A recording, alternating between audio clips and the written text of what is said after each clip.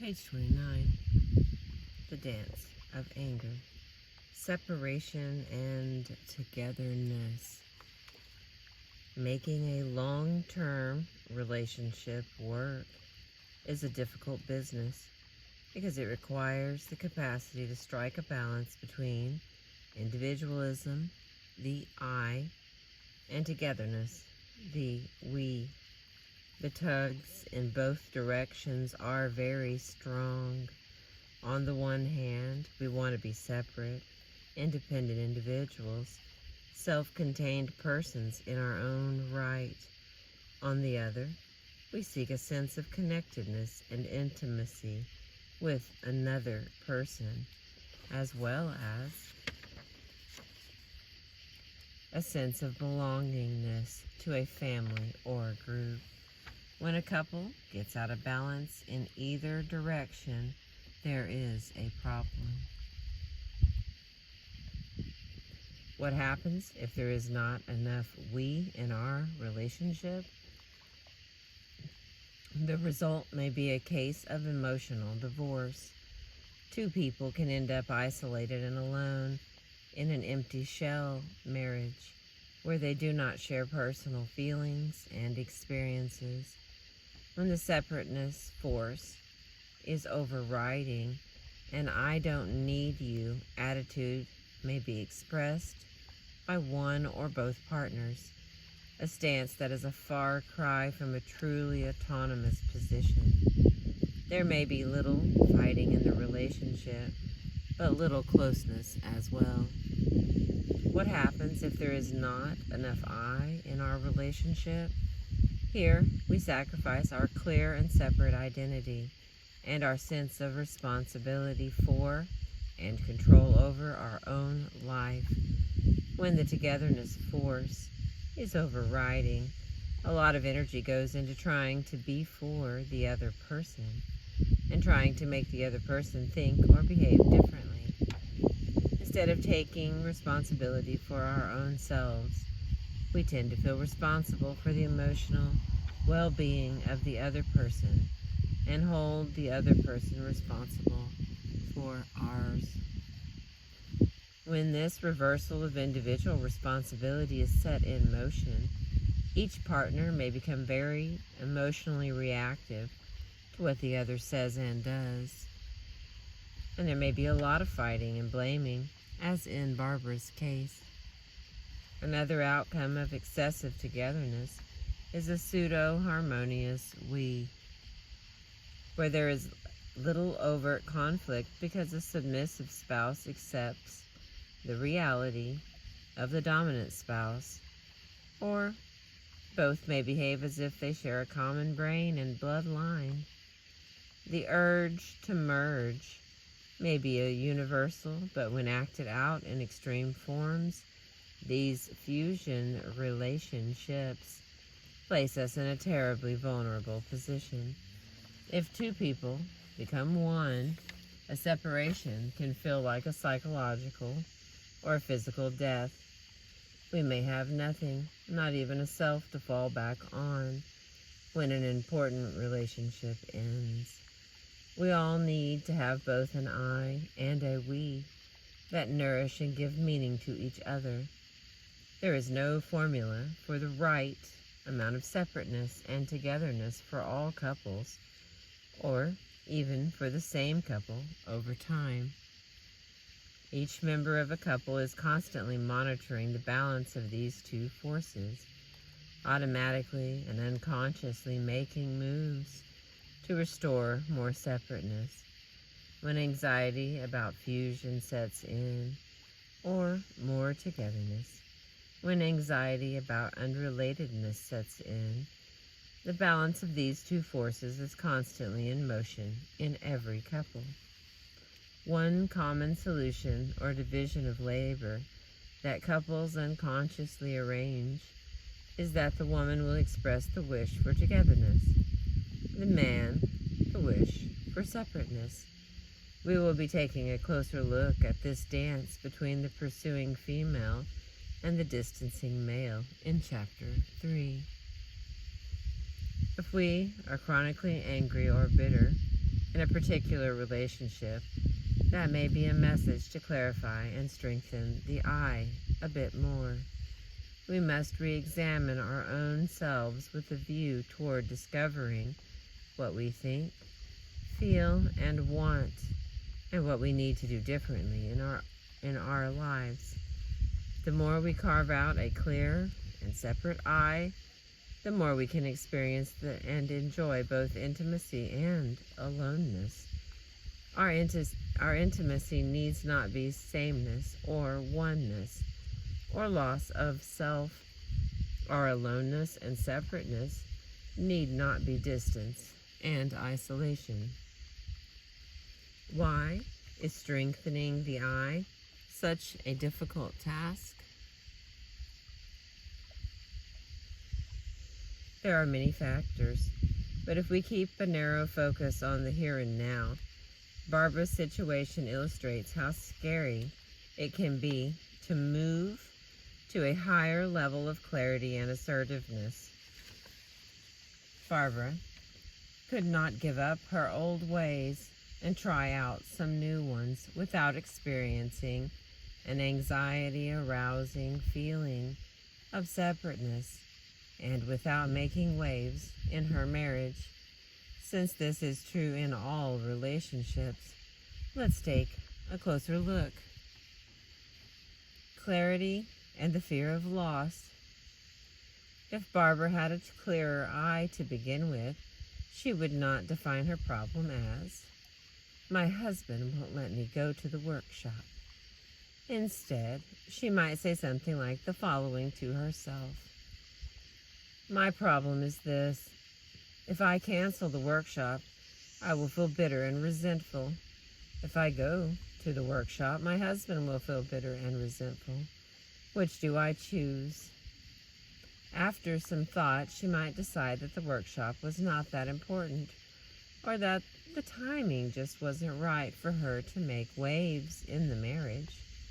Or she might conclude that the workshop was a non-negotiable issue on which she would not compromise. In this case, she might think about how to present her decision to her husband in a way that would minimize the power struggle. Or she might simply inform him that she was going. Later, when things were calm, she might initiate a discussion.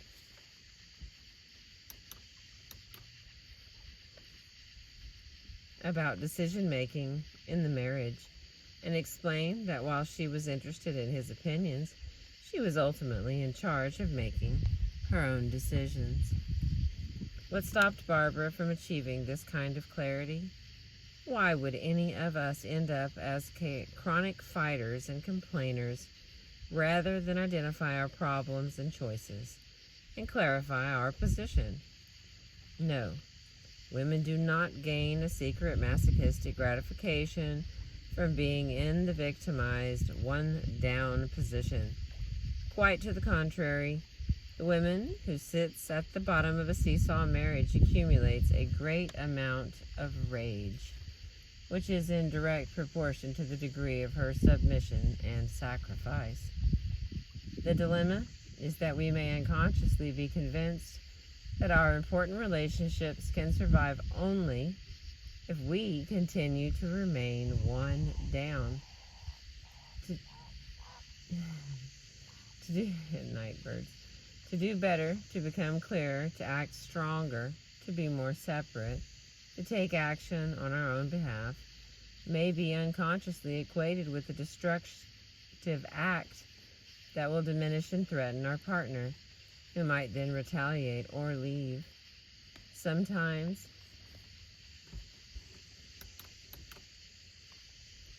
to develop a stronger I is to come to terms with our deep-seated wish to leave an unsatisfactory marriage. And this possibility may be no less frightening than the fear of being left.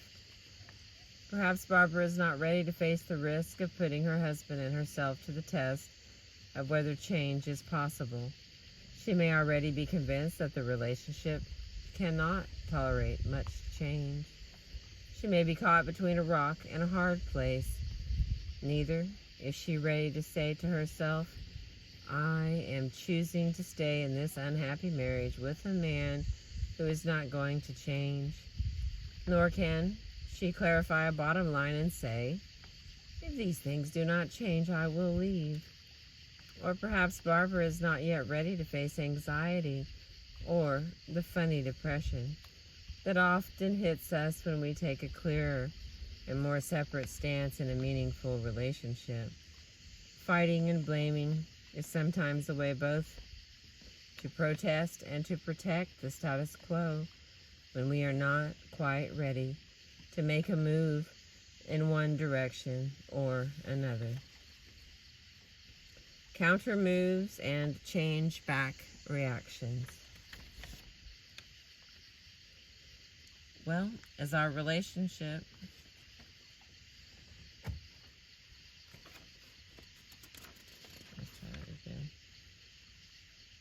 counter moves and change back reactions. I do not wish to convey the bleak impression that we must stay put on the bottom of the seesaw, lest our partner, as well as our relationship, come tumbling down.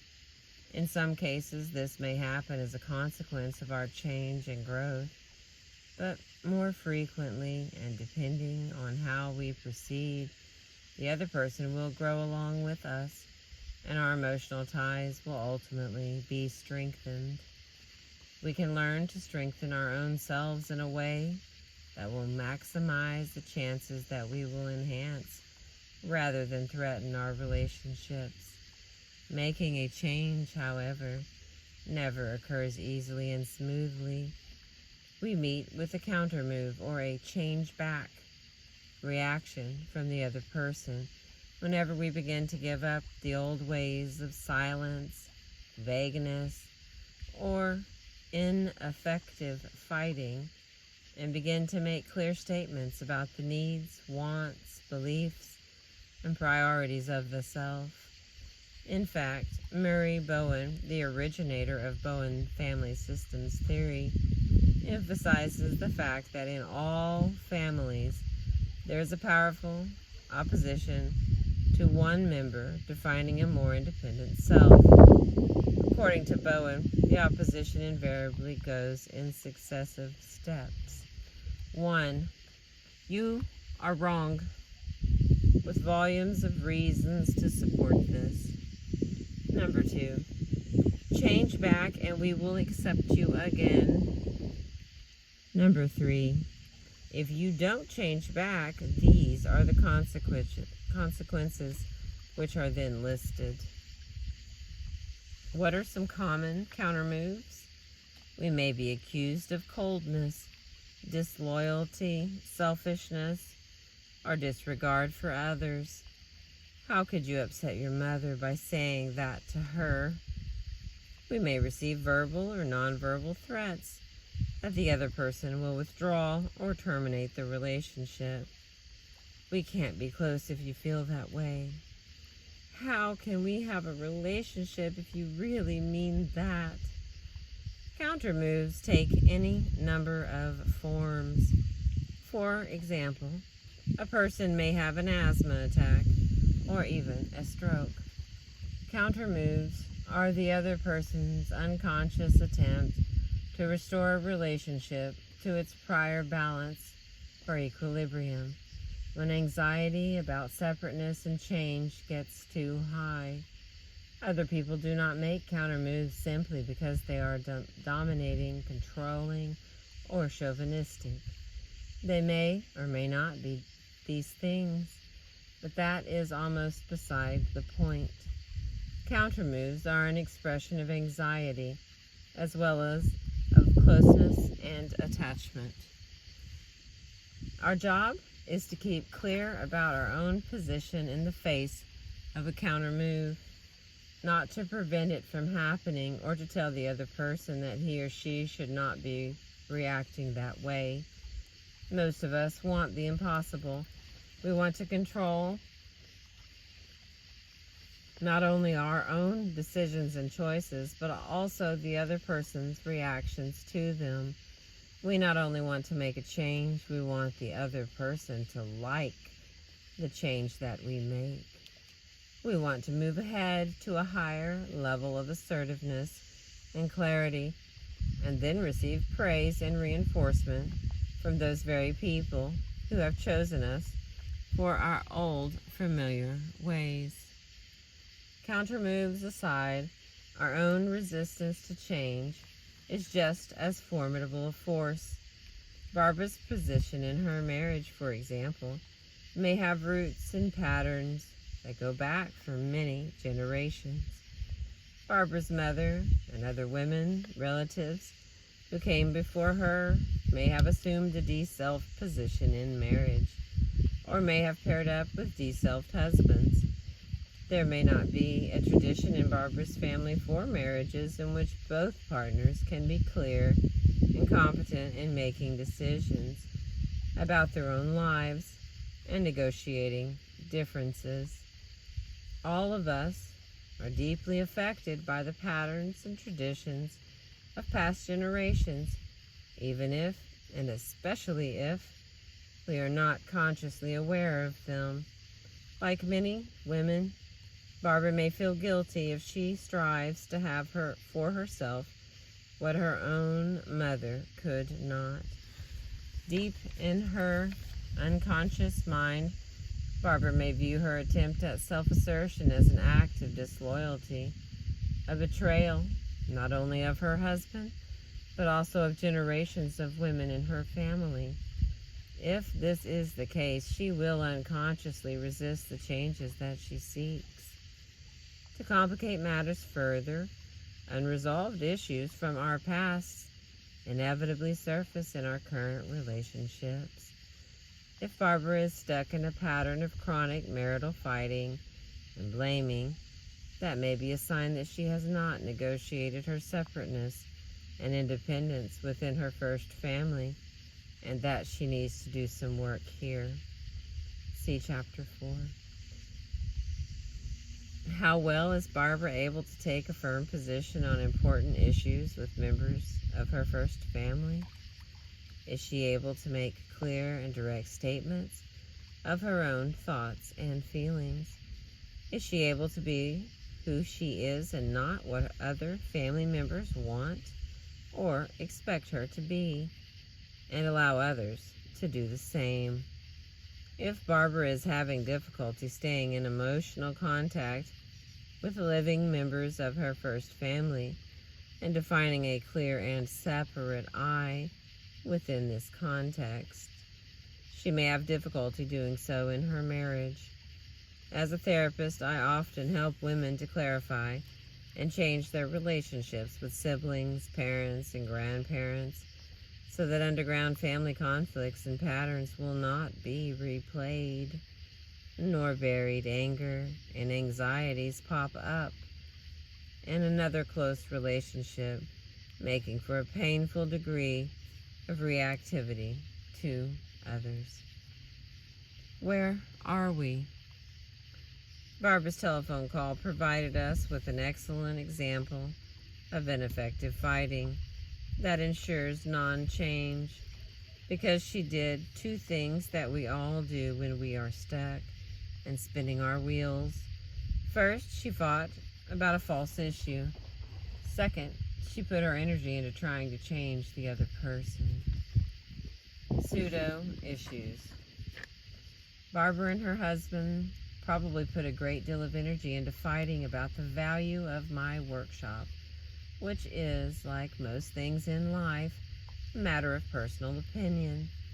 More to the point, it's a pseudo issue. It has nothing to do with Barbara's real problem, which concerns her struggle between her wish to make responsible decisions for her own life and her wish to preserve togetherness in her marriage and protect the status quo. All couples fight over pseudo issues some of the time, and often with great intensity. I will never forget the very first couple I saw in marital therapy. There in my office they sat, quarreling bitterly over whether they would eat their dinner that evening at McDonald's or Long John Silver's. Each of these intelligent people put forth the most compelling arguments regarding the relative merits of hamburger or fish, and neither would give an inch. Being new at marital therapy, I was not quite certain how to be helpful to this couple, but I did know one thing for sure. The impassioned argument I was witnessing between two people who were obviously in a great deal of pain had nothing to do with the respective value of burgers and fish. Identifying the real issues is no easy matter. It is particularly difficult among family members because when two adults have a conflict, they often bring in a third party, perhaps a child or an in-law, to form a triangle, which then makes it even harder for the two people involved to identify and work out their problems. For example, a wife says to her husband, "I am terribly angry about the way you ignore our son. I feel like he's growing up without a father." The real issue, not addressed, is, "I feel ignored, and I am angry that you do not spend more time with me." A husband says to his wife, who is considering a new job, "The children need you at home. I support your working, but I do not like to see the kids and the household neglected." The real issue not addressed is, "I am scared and worried about your making this change. I am not sure how your career will affect our relationship, and your enthusiasm about this new work is putting me in touch with my dissatisfaction with my own job." A wife says to her husband, "Your mother is driving me crazy. She's intrusive and controlling, and she treats you like you're her husband and a little boy all wrapped up in one." The real issue not addressed is, "I wish you could be more assertive with your mother and set some limits. Sometimes I wonder whether your primary commitment is to me or to her." When we learn about triangles from Chapter 8, we will see that it is difficult to sort out not only what we are angry about, but also whom we are angry at. Trying to change him. Barbara, like most of us, was putting her anger energy into trying to change the other person. She was trying to change her husband's thoughts and feelings about the workshop and his reactions to her going. She wanted him to approve of the workshop, and she wanted him to want her to go. In short, she wanted him to think and feel about the workshop as she did. Of course, most of us secretly believe that we have the corner on the truth, and that this would be a much better world if everyone else believed and reacted exactly as we do. But one of the hallmarks of emotional maturity is to recognize the validity of multiple realities and to understand that people think, feel, and react differently. Often we behave as if closeness means sameness. Married couples and family members are especially prone to behave as if there is one reality that should be agreed upon by all. It is extremely difficult to learn with our hearts as well as our heads that we have a right to everything we think and feel, and so does everyone else. It is our job to state our thoughts and feelings clearly and to make responsible decisions that are congruent with our values and beliefs. It is not our job to make another person think and feel the way we do or the way we want them to.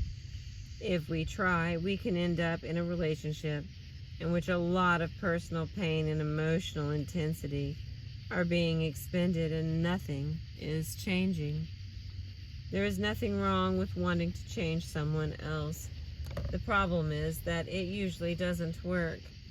No matter how skilled we become in dealing with our anger, we cannot ensure that another person will do what we want him or her to, or see things our way, nor are we guaranteed that justice will prevail. We are able to move away from ineffective fighting only when we give up the fantasy that we can change or control another person. It is only then that we can reclaim the power that is truly ours, the power to change our own selves and take a new and different action on our own behalf. In the chapters that follow, we will learn how to put the lessons from Barbara's phone call into practice. What are these seemingly simple lessons? First, letting it all hang out may not be helpful, because venting anger may protect rather than challenge the old rules and patterns in a relationship. Second, the only person we can change and control is our own self. Third, changing our own self can feel so threatening and difficult that it is often easier to continue an old pattern of silent withdrawal or ineffective fighting and blaming. And finally, de-selfing is at the heart of our most serious anger problems. Thank you for listening. I appreciate you.